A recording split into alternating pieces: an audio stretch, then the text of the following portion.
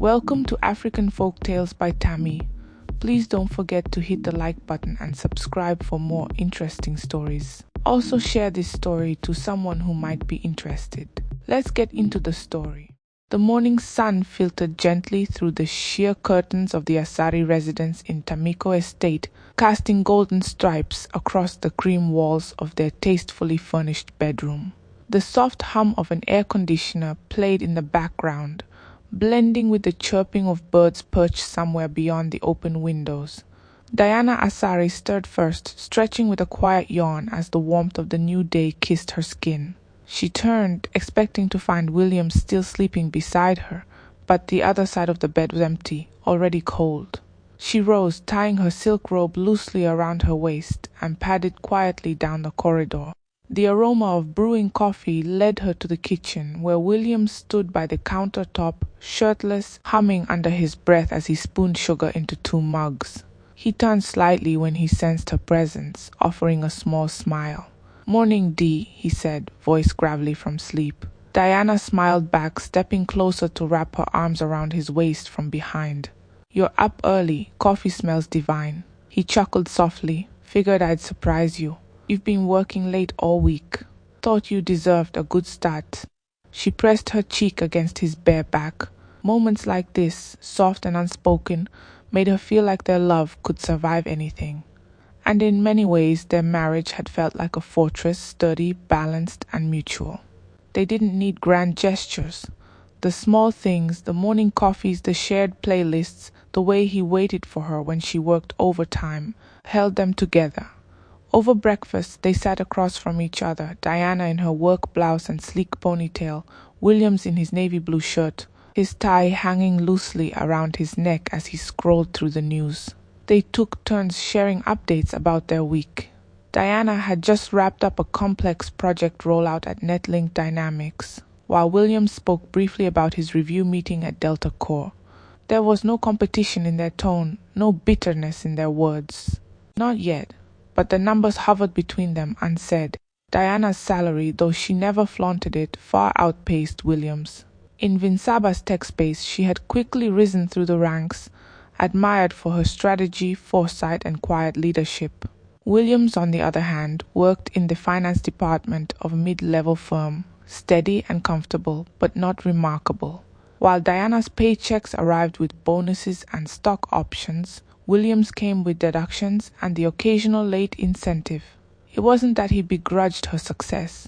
At least that's what he told himself. He loved her, was proud of her.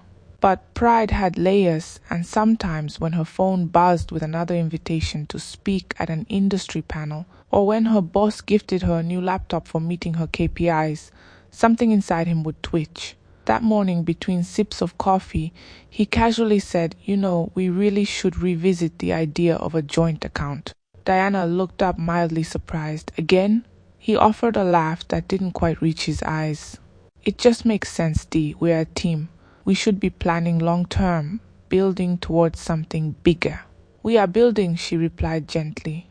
"You handle some bills, I handle some. We invest, we save, but I just feel better when I can manage my own finances directly.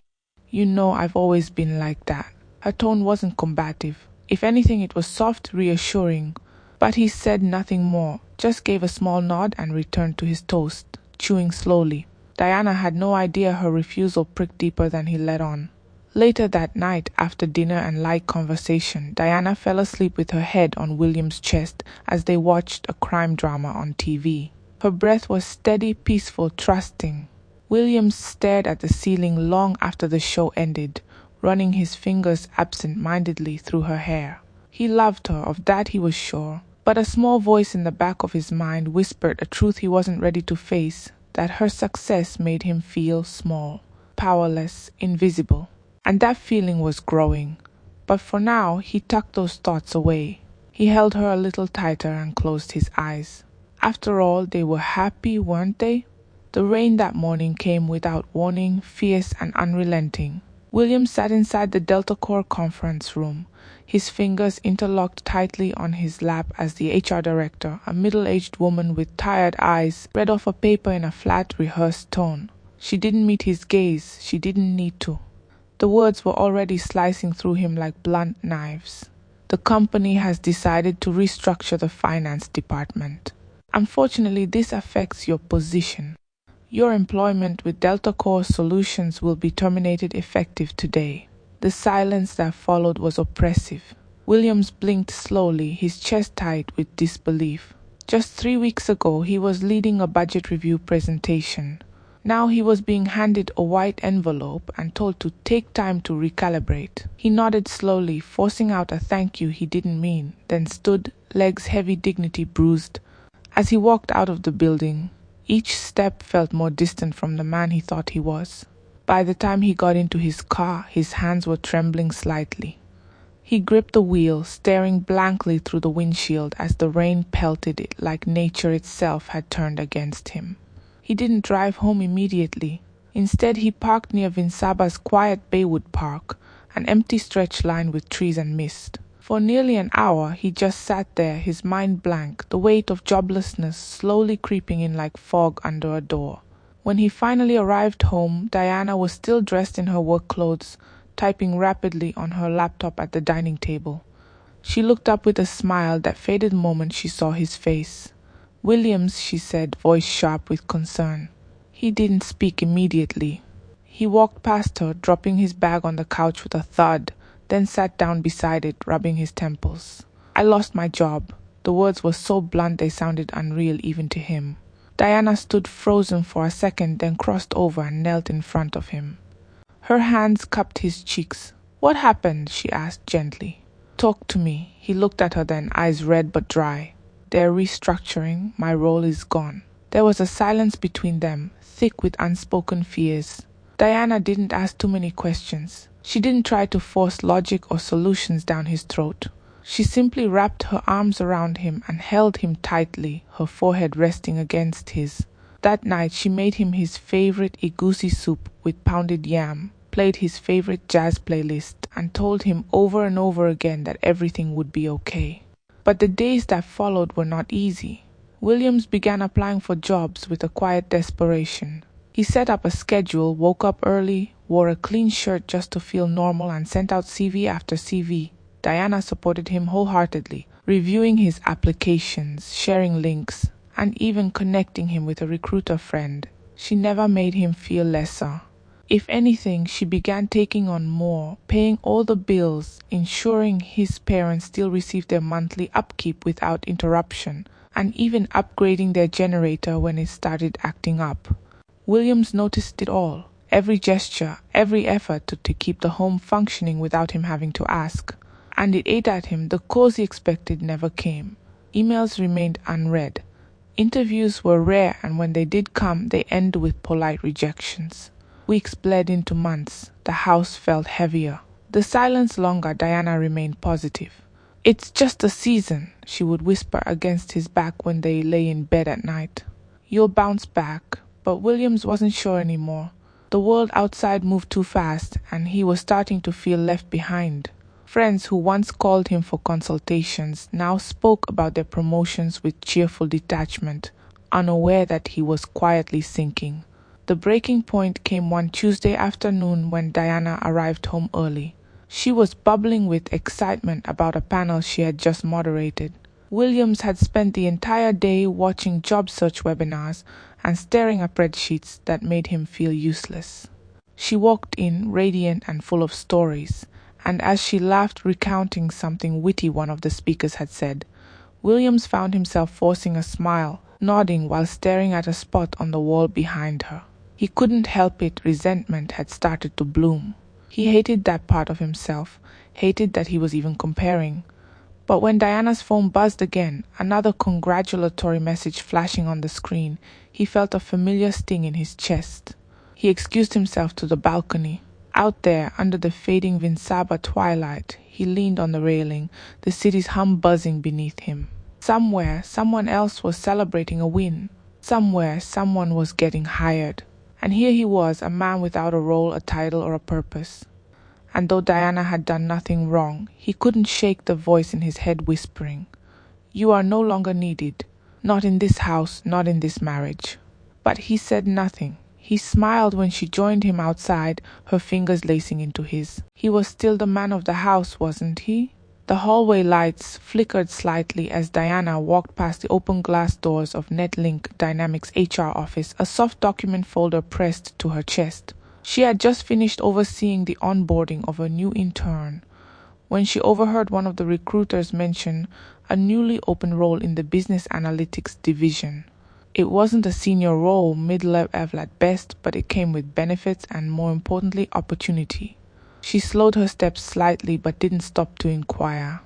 Instead, she kept walking, even though her thoughts were no longer on the intern orientation she was supposed to lead. That evening, the idea clung to her like damp air. Williams had been trying so hard. She could see it in his eyes, the subtle deflation with every unanswered email, the rehearsed confidence before every interview, and the silent grief when each opportunity slipped away. He wasn't just jobless. He was slowly losing the sense of himself. And now a role had opened in her own company. She couldn't ignore how delicate it was. It wasn't just about suggesting a job. It was about inviting her husband into a space where she had already carved a name, where she was known, respected, and higher ranked. It wasn't the kind of help he had asked for, and she wasn't sure if he would even want it. Would it make him feel like less of a man? That night she said nothing. She watched him instead, sitting on the couch in sweatpants, laptop on his lap, eyes scanning job boards that rarely gave feedback. The light from the screen highlighted the tired lines on his face. He still carried himself with grace, still tried to smile when she asked how his day went. But she could feel it, something inside him was thinning, unraveling the edges. The next day at work, she found herself standing in front of the HR office again, this time intentionally. She leaned against the doorframe, exchanging polite greetings with the recruiter.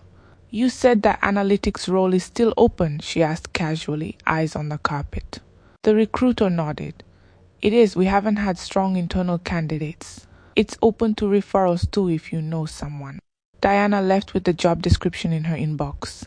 She spent the whole evening going over it at home without mentioning it. Twice she started the conversation, both times cutting herself off mid-sentence. It wasn't until the third night after dinner, as they sat in bed with the bedside lamp casting warm shadows around them, that she finally spoke. "There's a role at NetLink," she said quietly. Williams turned slightly. "A role?" "In the business analytics team. It opened up this week. I wasn't sure if I should bring it up, but I know you're qualified. I've seen your work, and I could recommend you." He stared at her unreadable for a moment. Then he sat up slowly. "You think I should apply?" "I think you should do whatever you're comfortable with," she said gently. "It's just an option. You don't have to say yes." There was a silence between them, stretching longer than she expected. Then he reached for her hand and nodded. "Thank you," he said. "I'll apply."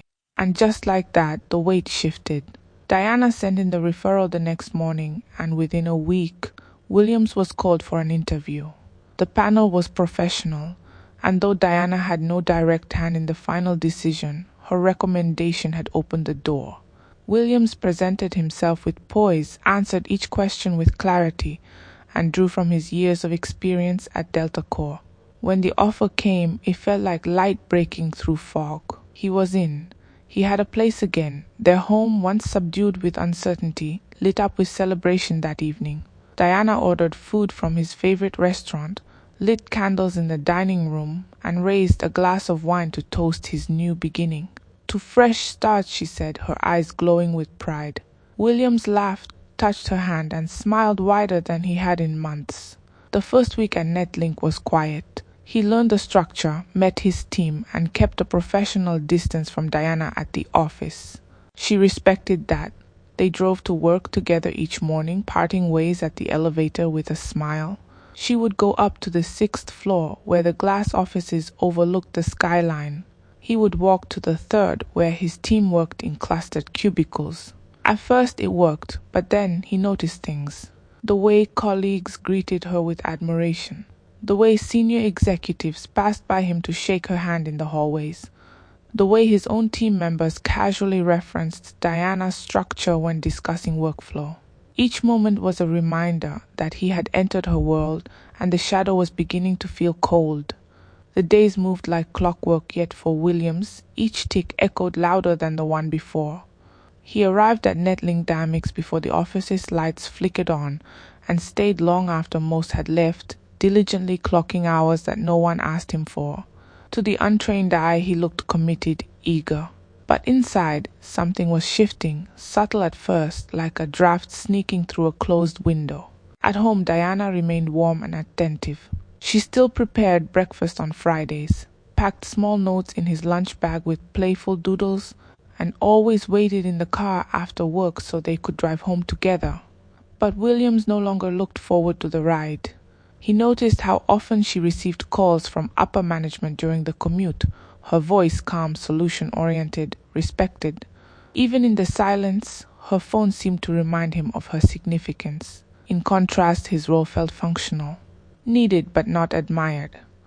One afternoon, he passed by the executive meeting room while delivering monthly data logs. Through the glass wall, he saw Diana standing confidently at the center of the room, gesturing toward a projection screen as department heads leaned in, listening attentively.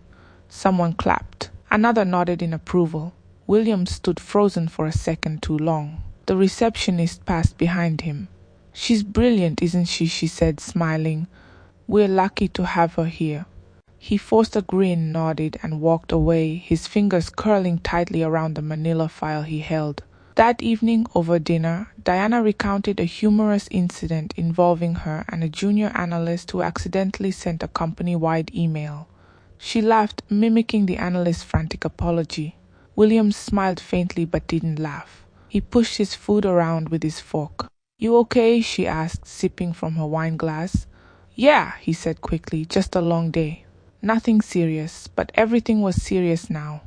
He began keeping a mental list, tiny things that irritated him, that he told himself were harmless. The way she corrected him gently in meetings, even when he was technically wrong. The way people always added "Mrs. Asari said" when referencing departmental decisions. The way her team casually celebrated her birthday in the offices with balloons, cupcakes, and handwritten notes, while his own birthday had come and gone without even an email. He started to withdraw, not drastically, just enough to be polite but distant. He stopped bringing up ideas during meetings Diana attended. He chose to eat lunch alone, claiming he needed quiet to read up on some files. He declined their Friday evening drinks, preferring to go home early. Diana noticed the change, but she didn't press him. She thought he was adjusting. She believed in giving him space. But Williams wasn't adjusting, he was calculating. One Thursday afternoon, a mail came through to all team members about an internal performance audit. It was routine, meant to improve workflow, but Williams saw an opening. He offered to help compile reports for the business analytics section, Diana's unit. He said it was for efficiency, that he just wanted to support the overall audit process. No one questioned his eagerness. After all, who would suspect him? At home, Diana remained her usual self. She still leaned on his shoulder when watching documentaries. She still asked for his opinion on her ideas, still valued his perspective. But her trust only made him feel worse. He didn't know how to handle it. He should have spoken. He should have shared how small he felt, how the shift in their power dynamics had created a gnawing emptiness he didn't understand. But instead he wore a mask of encouragement even as he quietly scanned her files. When the audit report came out, it mentioned a few unusual inconsistencies in Diana's project tracking structure. They were minor, but enough to raise questions. Diana was confused. "I don't understand how this happened," she said aloud in their bedroom, flipping through her printed reports. "My timeline templates have always been clean, always." William sat by the edge of the bed, nodding, his face tight with feigned concern. Maybe someone else tampered with them. "You know, these systems aren't foolproof," he said. She looked at him, eyes troubled, and he reached out to squeeze her hand.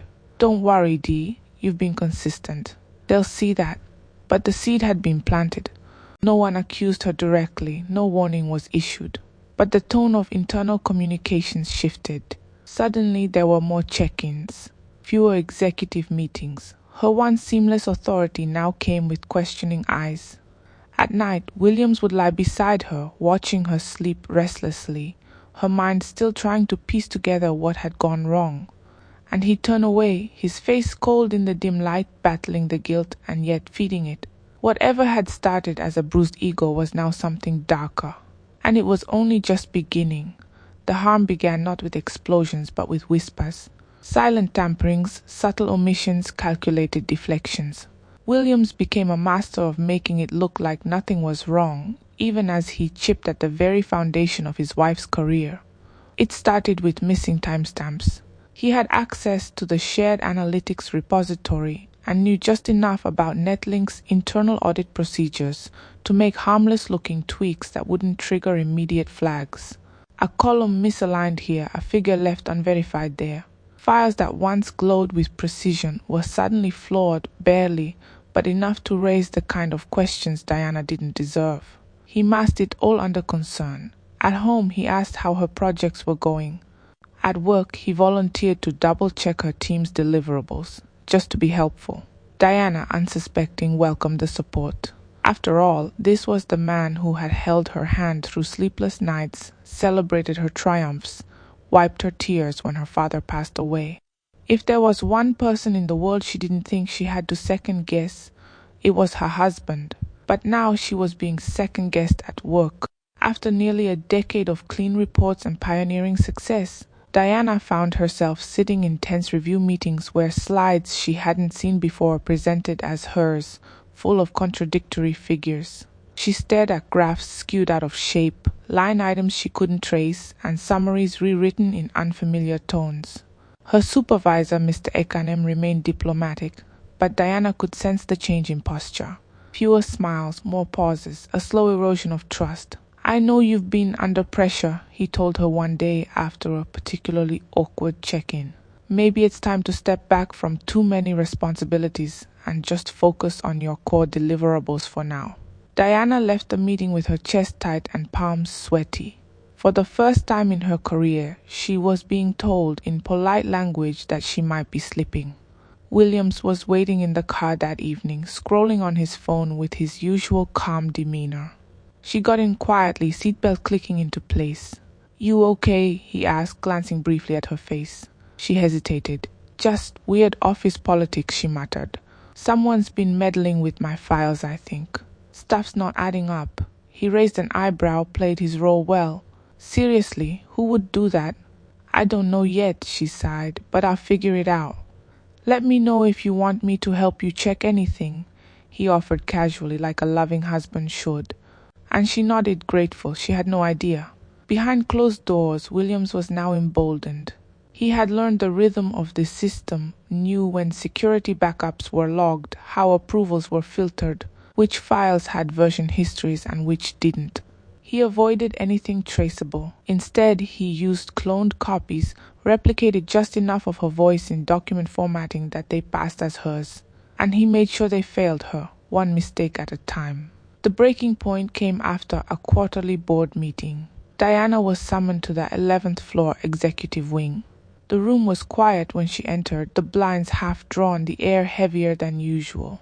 Mr. Ekanem sat at the head of the table, flanked by two other senior directors. They didn't raise their voices. They didn't accuse. They simply presented her with a file. "This is the third consecutive project report in which inconsistencies have been flagged," one of the directors said evenly. "We've double-checked the timestamps and edits. Everything leads back to your credentials, Diana." Her fingers trembled as she opened the file.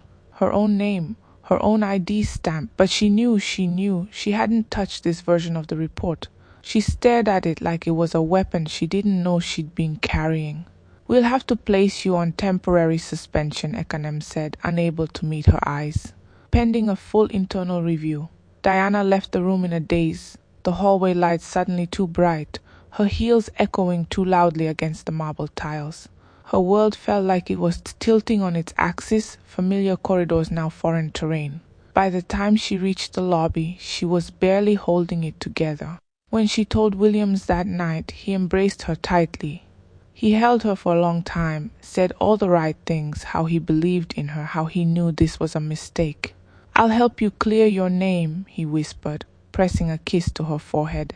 And as she cried into his chest, letting the tremors of disbelief and humiliation run through her body, he rubbed her back gently. He was comforting her for a fire he had lit, and she never suspected a thing. The days that followed Diana's suspension moved like molasses, thick, slow, and suffocating. Morning light no longer felt like an invitation to rise but a burden she was forced to carry. Her once meticulous morning routine unraveled into restless pacing in oversized t-shirts and undone hair. The silence in the house, which had once been peaceful, now echoed with uncertainty. She tried to distract herself, washing clothes that were already clean, rearranging bookshelves, scrubbing the floors on her knees. But none of it quieted the voice in her head asking the same question. How did this happen to me? Every time her phone buzzed, her heart would leap, only to fall when she saw it was a spam text or a promotional offer. Netlink had gone eerily quiet. No update, no emails, not even a courtesy check-in. It was as though she had been erased. Williams, on the surface, remained supportive. He brought her hot tea in the mornings, offered to help with household chores, and encouraged her to rest her mind. But Diana began to notice small shifts, moments that didn't quite make sense, but she couldn't yet place. There was a day she walked into the study and saw Williams hastily closing a drawer where her old flash drives were kept, or the evening he claimed to be working late from home, but had no open documents on his laptop. Once, she overheard him on a call, speaking softly, his voice serious, but when she entered the room, he quickly changed the subject to something mundane. She didn't confront him, not out of fear, but confusion. She didn't want to start doubting the one person who had stayed in her corner. She blamed her paranoia on stress. One evening, while organizing their cabinet of old devices, Diana stumbled upon one of her old external hard drives. It was dusty but intact. Something nudged her, an impulse she couldn't explain. She plugged it into her laptop, hoping to distract herself with older project files, maybe remind herself of her competence. But the folders felt altered. Some document timestamps looked wrong, edited on dates when she knew she hadn't touched them. She opened a particular report, one that was supposedly central to the audit findings. It looked familiar, but something was off. The formatting was uneven. Her usual structuring style wasn't followed, and the final summary section, which bore her name, had lines she'd never written. Her throat tightened. She cross-checked the folder's metadata. The document had been copied from another device. But which one? Her hands trembled as she turned to the only other computer in the house, William's work laptop.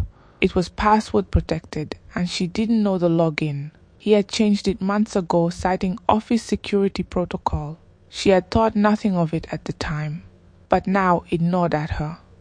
That night, William slept soundly beside her, but Diana lay wide-eyed, listening to the rhythm of his breathing. Her heart pounded in her ears. Her instincts, the same ones that had guided her through high-level negotiations and crisis management, were screaming now. She got out of bed quietly and made her way to the kitchen where her phone was charging. She sent a discreet message to her friend Zara, an IT security expert who once helped Diana recover a corrupted company file. "Zara, I need your help, confidential." "Can you come over tomorrow?" Zara responded with a simple thumbs up. The next afternoon, Diana created a distraction. She told William she needed air and was going for a walk. She made sure he believed she would be out for an hour. Instead, she looped around the back and re-entered through the laundry door, where Zara was waiting with her toolkit. Within minutes, Zara had bypassed the login. She wasn't nosy, just thorough. Diana didn't tell her everything, only that she suspected her own files had been tampered with, and she needed to confirm if they had passed through this machine. They had. Zara pulled up the history logs. Diana stood frozen as she watched folder names appear identical to hers, with timestamps from nights she'd gone to bed early or evenings she had been out grocery shopping. Every file linked back to William's device. Some had been modified, others completely rewritten. One even contained a draft version of the sabotage report from the audit. Diana didn't cry. She sat still on the couch, her body unmoving, her chest a hollow echo of silence. Her breath came in slow, shallow waves. Everything, the late-night tenderness, the soft reassurances, the warm cups of tea, had been a lie. Her husband had been the architect of her downfall, and now she was done pretending not to see it. Diana stood by the window the next morning, arms folded across her chest, eyes fixed on the dew-covered lawn outside. The house was silent, too silent. Williams had left early, claiming he needed to catch up on backlog reports.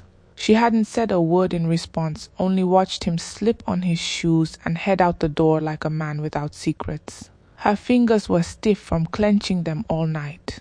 She hadn't slept. The truth weighed too heavily on her chest, raw, ugly, and relentless. No matter how she tried to rationalize it, the facts remained. The man she had given her heart to, the man she had helped when he was at his lowest, had destroyed her from within. She kept asking herself why. Why would he do it? Was it envy, insecurity, or had their love simply died in the spaces she had failed to notice? Zara had offered to help her report it immediately, but Diana had asked her not yet. She needed time. She needed to be sure of what came next. She wasn't just dealing with a company betrayal. She was staring into the face of the man who shared her pillow at night, and realizing she had no idea who he truly was, she moved slowly through the house that day, each room whispering memories of a life that now felt like a dream turned sour. The throw pillows they had picked out together, the wooden dining table they'd saved for months to buy, the hallway photos, smiles captured in frames that no longer meant anything. By late afternoon, Diana had made her decision. She didn't rage. She didn't scream. She didn't even cry. She simply sat at the edge of their bed and wrote quietly, methodically. Letters, one to HR attaching the evidence she and Zara had uncovered, another to the company's ethics committee. She crafted her words carefully, each sentence a scalpel carving truth into flesh. She wasn't vindictive, she was precise. That evening, Diana sat alone in the dim-lit study, her legs crossed, her phone screen glowing in the darkness. The documents lay open beside her, proof of everything. Timestamps, internal logs, duplicated reports with her name attached but tampered to fail, all of it traced back to one person, her husband. She scrolled through each item slowly, her expression unreadable. Not grief, not tears, only steel. The man she once loved more than her own breath had been the one orchestrating her downfall. She had opened every door for him, poured her energy into uplifting him, carried him when he couldn't walk, but he had used every opportunity, every ounce of access, to drive a dagger through her back and twist it slowly. By morning, the sun crept through the curtains as if it too was unsure of what it would find in the home. Diana sat upright, freshly showered, dressed in black wide leg pants and a crisp blue blouse, her favorite color, the one that made her feel composed. But today it wasn't to inspire calm, it was war paint. Williams walked in from the bedroom, already dressed, briefcase in hand, humming softly to himself, clearly unaware of the reckoning waiting inside the house. She heard him carry his keys from the ceramic bowl on the side counter, just like he always did. She waited. He appeared by the living room, paused when he saw her sitting there. "Hey babe," he said casually while smiling. "You're up early."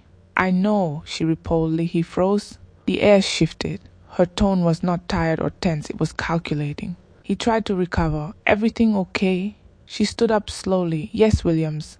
Everything is perfectly clear now." He frowned, a nervous chuckle escaping him. "What do you mean?" "I know," she said sharply, taking a step closer. "I know what you did. I know you sabotaged my files. I know you've been tampering with reports, feeding my downfall from your laptop while lying next to me every single night like a devoted husband. I know, Williams." Silence thundered through the room. His lips parted slightly, eyes wide with panic, but words didn't come. "You're lying," he said eventually, his voice a dry whisper. "That's insane. Why would I?" She held up a printed copy of the system logs. "This isn't paranoia, Williams. These are logs from your device, cross-referenced with Netlink's internal timestamp registry. My friend Zara traced every edit back to you. You didn't even bother covering your tracks properly.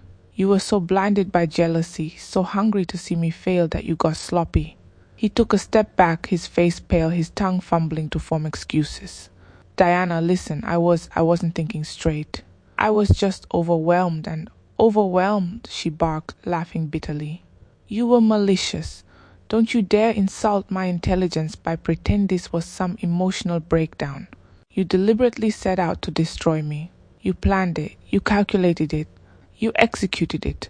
Don't stand there playing the victim when you're the villain in this entire story." His hands trembled. "I felt so invisible. You were shining so brightly. Everyone respected you. You had everything. I needed to feel like I mattered too." Diana stared at him with disgust. "You wanted to matter, so you tried to erase me. You weak, pathetic excuse for a man. You really thought sabotaging me would somehow elevate you? That dragging me down would finally let you stand tall. You're not just insecure, Williams. You're vile." "I didn't mean to." "Shut up," she snapped, her voice rising. "You didn't mean to. You didn't mean to copy my files at 2:13 a.m. while I was asleep next to you. You didn't mean to submit forged versions under my credentials. You didn't mean to smile in my face while I fell apart wondering where I went wrong." His mouth opened but no sound came.